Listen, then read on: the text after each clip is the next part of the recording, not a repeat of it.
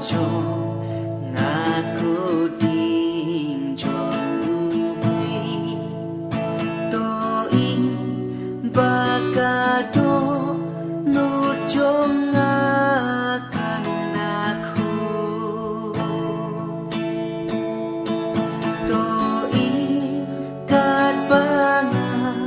isir hem ya ublei to ing bakajing to ing bakajing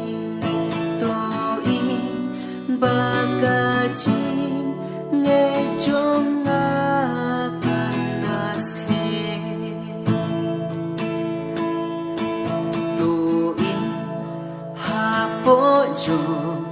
aku ding jong ubi